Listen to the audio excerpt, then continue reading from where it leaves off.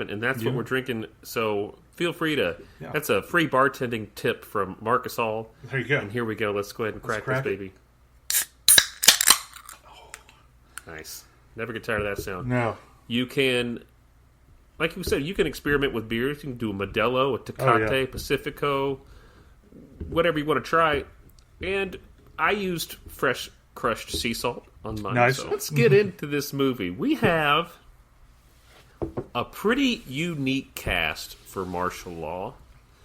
It's filled with legit, awesome, legendary stunt people who don't really shine in this at all. No. I think you said it best. You said, I'll kind of quote you. You said something along the lines of, it looks like they had a week to shoot, and on the first day they're really excited, and then nothing else. They just got really bored with it. Yeah. It looks like the A-Team put out their 100% day one, and then after that, I think Rothrock brought it the whole time. It looked, Rothrock she's electric and in Vincent, it to me. Yeah. The guy who plays Faster Brown, just crush, or at least give in every scene they're in. Faster Brown is acting for his life in this movie. Literally, he does in the movie act for his life, and he just, there's no 6, there's no 4, it's all 10. It is the all entire 10. scene. Every scene is like, yeah. And when he's trying to be quiet, it still comes across as if he's screaming at you. Yeah. He's great. Craig Dupree was Faster Brown. Vincent Craig Dupree. That's what I was looking for the name there. Yeah. So let's start with Chad Mcqueen. Now, Marcus, please. Yeah. What do you have about Chad Mcqueen?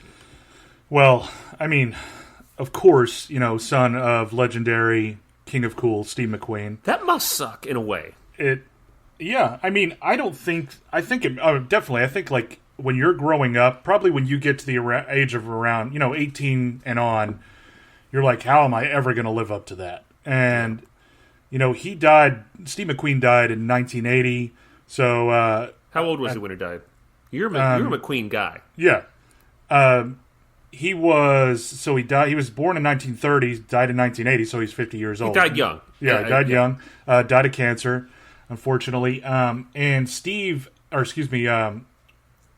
Chad was at that time around 19 years old, I believe. Just turned probably 19 or somewhere around there. And it's like I can't imagine having a father like that, and just Steve McQueen sounds like the kind of guy he would have been like, you do your own thing. He would, instill in him the things that he learned with racing and everything too. But at that time, you got to think like my dad is like one of the biggest action stars of all time. Yeah, and there's and you would know probably more about this than me, but there's such a legend around McQueen. Right. His film catalog's not vast, is it? Not really. No. Steve McQueen's, no. Like Bullet sort of just thrust him on everybody. The Great Escape, I believe. Am I right on that? Yeah, Great Escape. So he's been in some legendary films, but he wasn't, like, when you can think about John Wayne, who did hundreds. He's on the same, like, maybe a step below, but he's on a plane of John Wayne. He's sort of Hollywood legend, and he's mysterious, and you have the last name McQueen as you go to audition in Hollywood.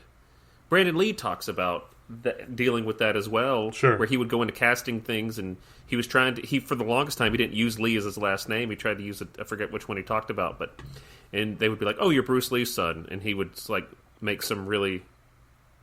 I think the I'm trying to remember the interview, but he's like, "Oh yeah, and you're the blonde with big tits." It's something like is how he would respond to him. Yeah.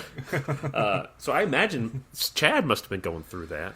Yeah, I mean, I can't imagine, at that time when you're just getting into acting and, doing what he did. I mean, most of his young life was involved in racing too. His dad, instilled him in that and taught him how to successful. race. He was very successful. Yeah, and he still is. He, has his own racing company. So, he deals with cars, motorcycles. He does, the driving. He doesn't do it, but he has his drivers who do stunts for film and stuff like that as well. So he doesn't race or act pretty much anymore. Cobra Kai, they tried to get him back, but for the second season, whenever they had the big reunion at the bar, but he was busy with his McQueen Racing Company. I mean, good for him. And I'm disappointed he wasn't involved. Oh, because yeah. I would have loved to have. I love Dutch in Karate Kid. He was Dutch great. could have easily been the bad guy besides Johnny Lawrence. He was could have- insane. He was. He was scarier than Johnny. He was. Oh, much, much scarier. He had no morals whatsoever. No, he was ready. Yeah.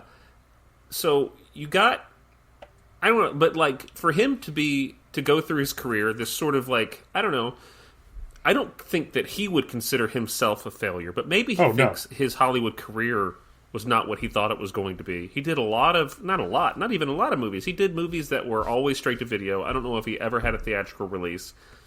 He played a small character in a movie called New York Cop, I believe, with Mira Sorvino.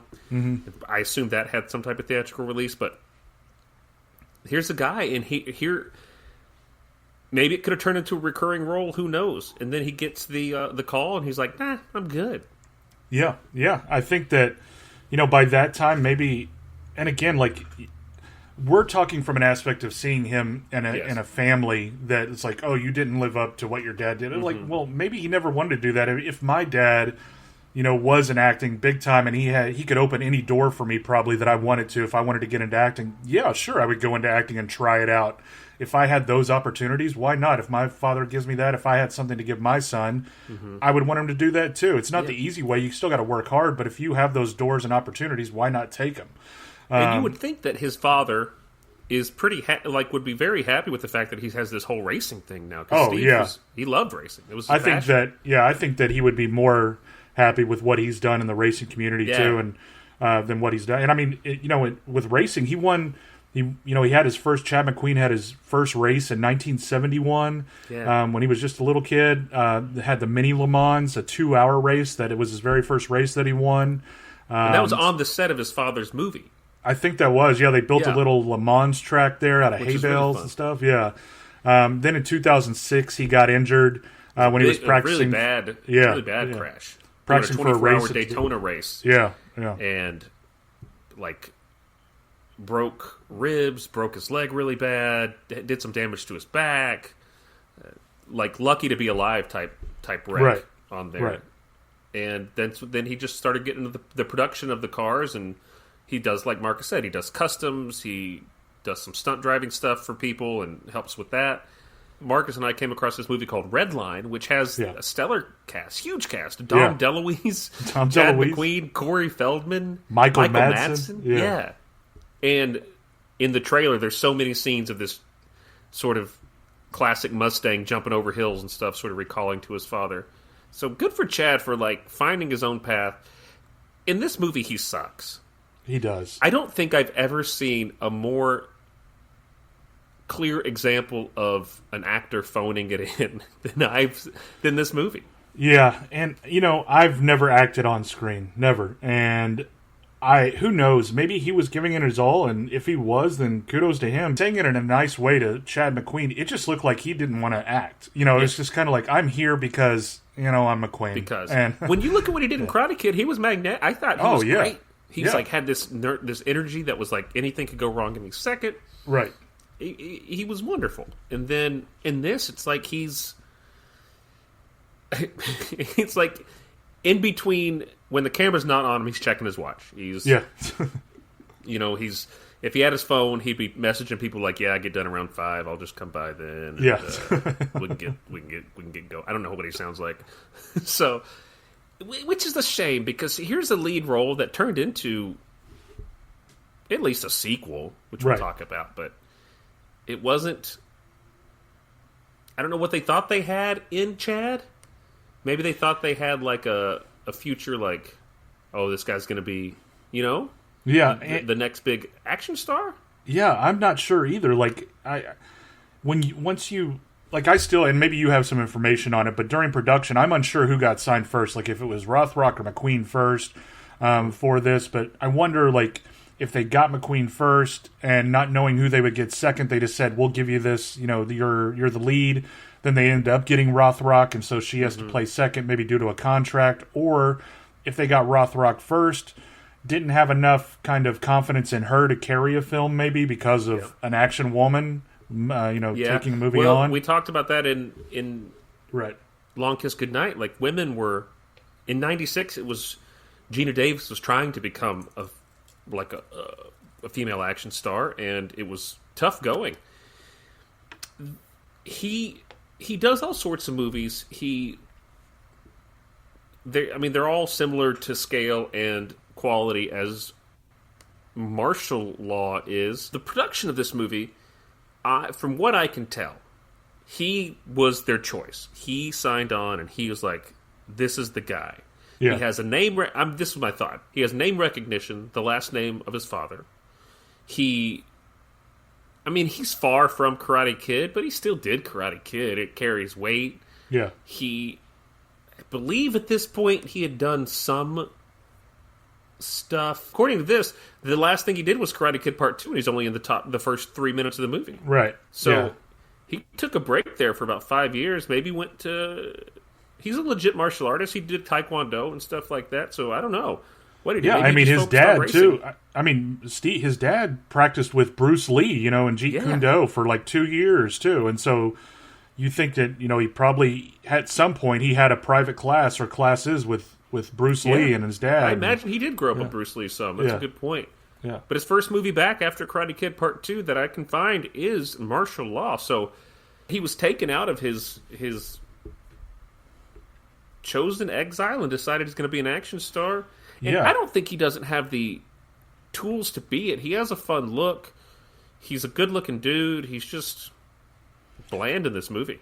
Somewhere between 1986, after those 3 minutes that they filmed but I think from what I remember too, and hearing like other interviews about Karate Kid, the first few minutes of Part 2 with Kreese and everybody outside of the tournament where Part 2 starts was filmed during Part 1. Mm-hmm. I think it was tagged to the original film. Yeah. And so this was that during that time. So he was credited in Part 2, of course, but it wasn't like they shot it during 1986.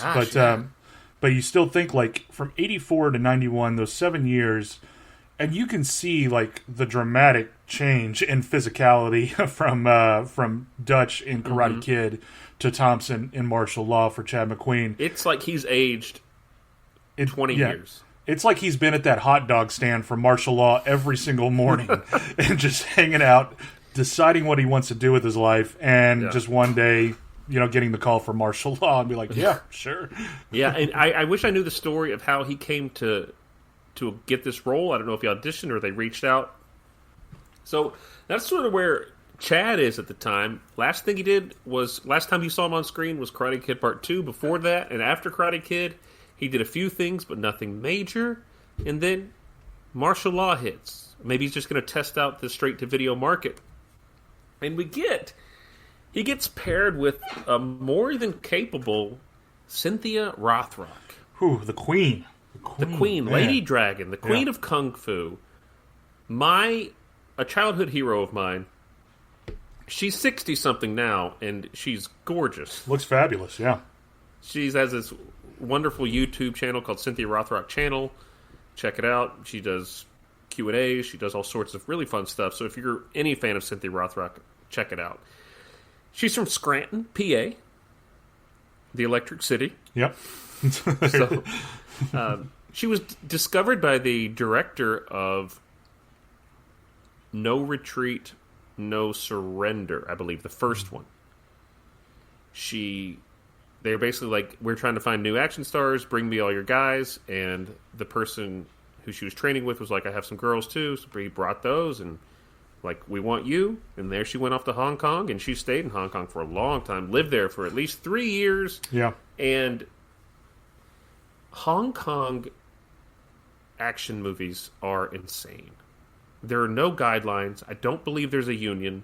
People get the shit kicked out of them all the time, is what I discovered doing research. It's just like, their stunts are like, you're going to get hit. That's just part of it. Yeah. And you're supposed to, because it looks great. Yeah. And so she did that. She did that for years.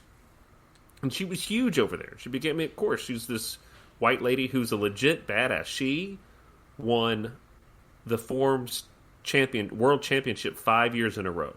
Right. And while she was doing stuff in Hong Kong, she was like, she expressed to the director, like, I want to, always been a goal of mine to do this thing for 5 years, so please let me go back and forth, and she did. So while she was filming, she was still trading, and there's videos you can find